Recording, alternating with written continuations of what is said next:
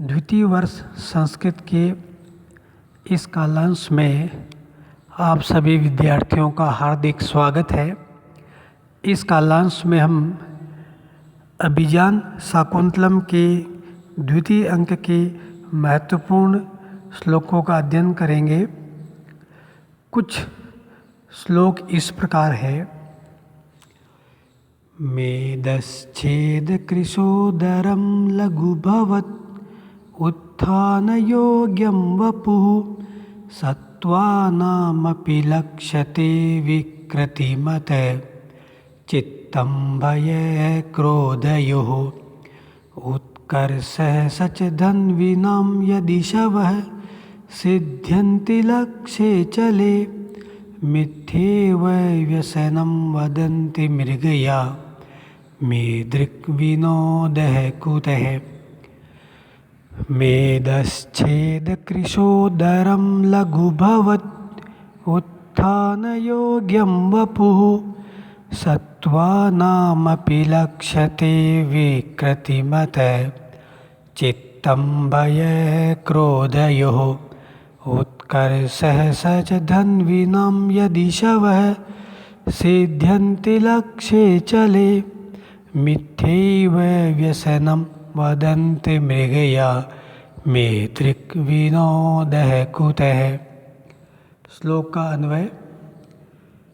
वपुः मेदः छेद कृश उदरम लघु उत्थान योग्यम भवति सत्त्वानां भय क्रोधयोः विकृतिमत् चित्तम् अपि लक्ष्यते स च धन्विनाम् उत्कर्षः यत् चले लक्ष्ये ईश्वः सिद्ध्यन्ति मृगयां मिथ्या एव व्यसनं वदन्ति ईदृक् विनोदः कुतः।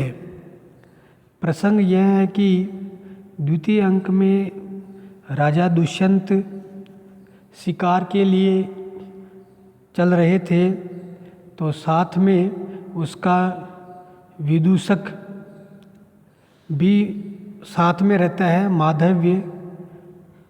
उस समय सेनापति राजा के शिकार करने के गुणों की प्रशंसा कर रहा है। सेनापति मृगया अर्थात आखेट के गुणों की प्रशंसा करते हुए कहता है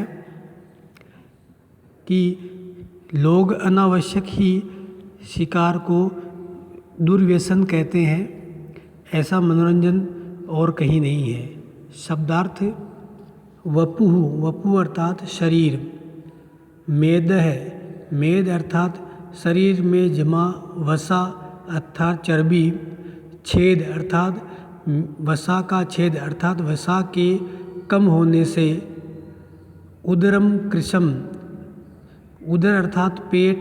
कृश अर्थात दुबला अर्थात हमारा शरीर का मध्य भाग हल्का हो जाता है। साथ ही लघु अर्थात हमारा शरीर क्रियाशील हो जाता है। और उत्थान योग्यम उत्थान अर्थात उठने बैठने के अनुकूल हो जाता है। सत्त्वानाम सत्व अर्थात जीव। सत्त्वानाम अर्थात जीवों के या प्राणियों के भय क्रोधयोः वन के पशुओं के भय और क्रोध। विकृतिमत अर्थात विकार या दोष युक्त। जब किसी भी प्राणी का मन क्रोध और भय से युक्त होता है तब उसके मुंह पर कुछ न कुछ परिवर्तन आ जाते हैं, जिसको हम देख सकते हैं। चले चले अर्थात अस्थिर चंचल गतिशील। लक्ष्य पर। ईश्वः अर्थात बाण तीर। सिद्ध्यन्ति सफल हो जाते हैं, लक्ष्य पर लग जाते हैं। धन्विनाम अर्थात धनुर्धारी या धनुष वालों का। मिथ्या अर्थात व्यर्थ में। व्यसनम अर्थात व्यसन। व्यसन अर्थात वह वस्तु जो हमें बार बार करने की आदत हो जाती है, उसे व्यसन बोलते हैं। ईदृक इस प्रकार का विनोदः अर्थात मनोरंजन, मन का आनंद, कुतः और कहाँ है। अनुवाद। सेनापति राजा के शिकार के गुणों की प्रशंसा करते हुए कहता है कि इस मृगया आखेट शिकार से शरीर मेद के कम हो जाने से हमारे पेट का भाग कृश हो जाता है अर्थात हल्का हो जाता है और शरीर चुस्त अर्थात सक्रिय हो जाता है। हम परिश्रम कर सकते हैं, उठ बैठ सकते हैं। और वन में जब हम शिकार करते हैं तो बाण चलाने के समय बहुत सारे प्राणियों के मुंह पर भय या क्रोध के भाव आते हैं, इसलिए ऐसे प्राणियों का भय या क्रोध वाला चित्त हम पहचान सकते हैं। यह गुण भी हमें शिकार से मिल जाता है, शरीर हल्का भी हो जाता है। और जो धनुर्धारी हैं, जो बाण चलाने वाले हैं, उनके सफलता का विषय यह है कि चंचल लक्ष्य पर भी उनके बाण चूकते नहीं हैं, लग जाते हैं। अर्थात जब व्यक्ति शिकार करता है तो किसी जीव का पीछा करता है तो उस समय वह प्राणी दौड़ता है।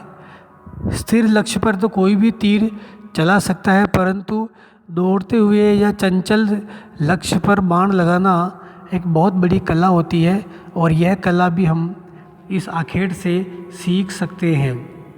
इसलिए सेनापति कहता है कि शिकार के द्वारा हम चंचल लक्ष्य पर भी बाण लगा सकते हैं। इस कारण से इसमें इतने गुण हैं, फिर भी जन सामान्य में यह धारणा है कि शिकार बुरा है, इससे हत्या होती है। इस कारण से लोग व्यर्थ में ही बुरा कहते हैं। ये तो एक लाभदायक व्यसन है, इससे शरीर में हल्का हो जाता है।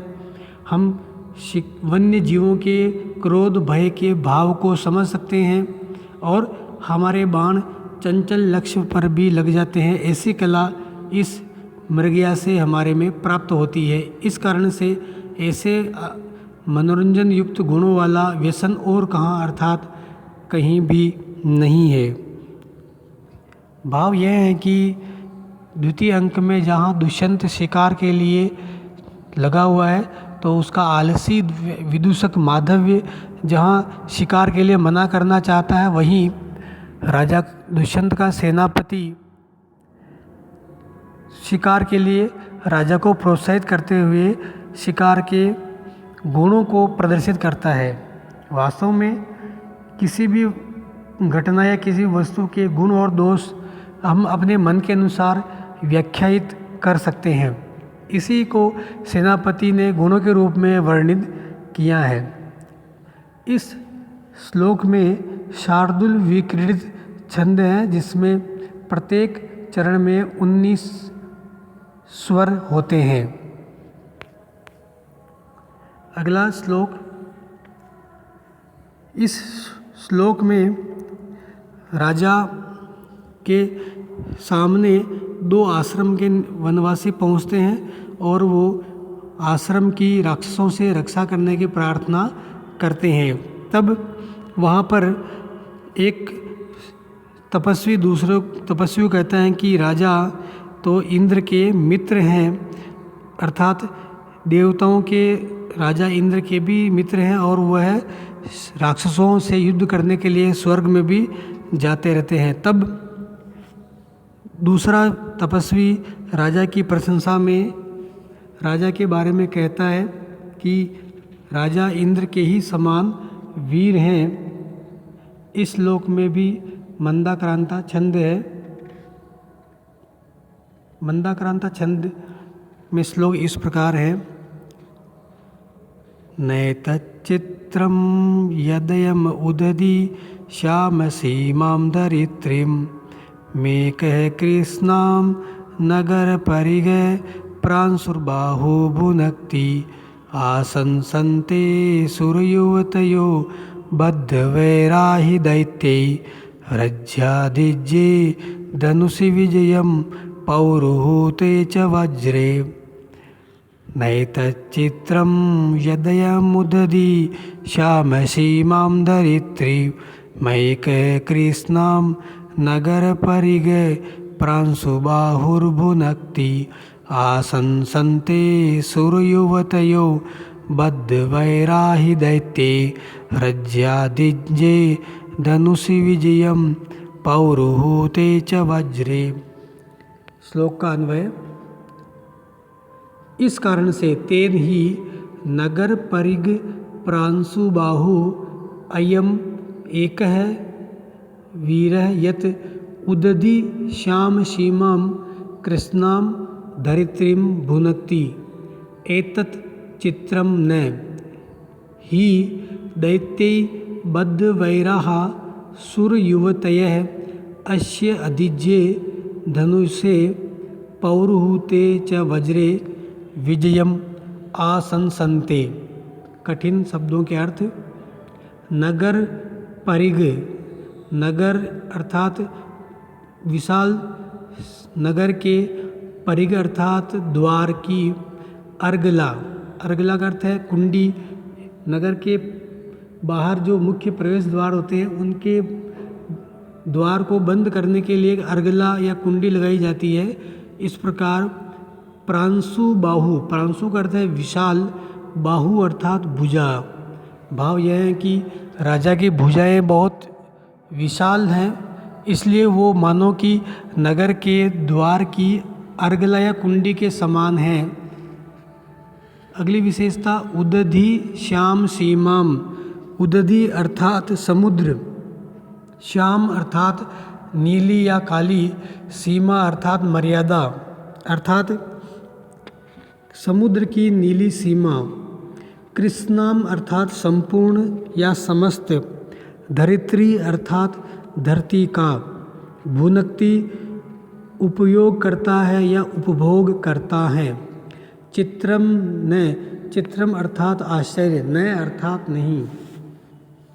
बद्ध वैराह अर्थात जिनका वैर, जिनकी शत्रुता बंधी हुई है अर्थात चली आ रही है। सुर युवतयः, सुर अर्थात देवता, युवतयः अर्थात युवतियाँ, अर्थात देवताओं की पत्नियाँ, देवांगना।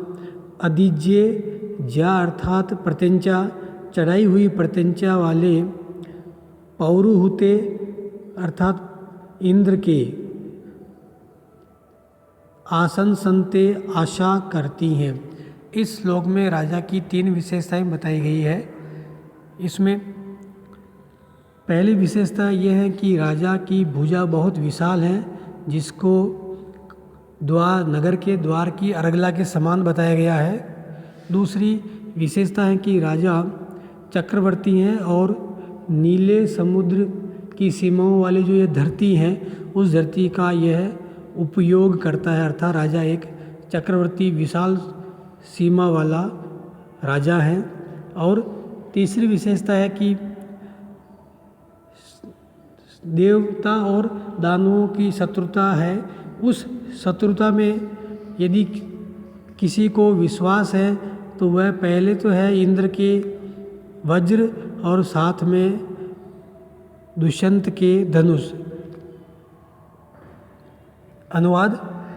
यदि नगर के द्वार की अर्गला या कुंडी के समान विशाल भुजाओं वाला यह दुष्यंत राजा अकेला ही समुद्र से नीले वर्ण की सीमा वाली इस संपूर्ण भूमि का उपभोग करता है, तो यह कोई आश्चर्य की बात नहीं है, क्योंकि देवताओं का जिनके दैत्यों के साथ वैर बंधा हुआ है, ऐसी वीर शत्रुता में नगर की समुद्र स्वर्ग के महिलाएं केवल 2 पर ही विश्वास करती है। एक तो दुष्यंत के प्रत्यंचा चढ़े हुए धनुष पर और दूसरे इंद्र के वज्र पर। व्याख्या। इस श्लोक में दुष्यंत की वीरता का वर्णन किया गया है कि आश्रम में जब राक्षसों ने यज्ञ में समस्याएं उत्पन्न की, तब 2 आश्रम के मुनि राजा के पास यज्ञ की रक्षा करने की प्रार्थना करते हैं। तब एक मुनि दूसरे से कहता है कि यह देवताओं का भी मित्र है, इंद्र का भी साथी है। तब कहते हैं कि वास्तव में यह सच है, क्योंकि राजा समुद्र के गिरी हुई इस धरती का चक्रवर्ती शासक है।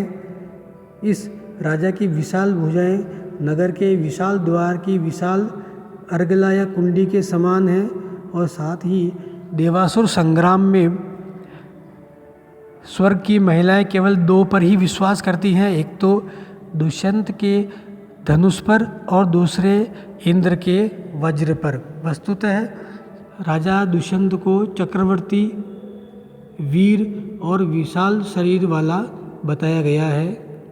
धन्यवाद।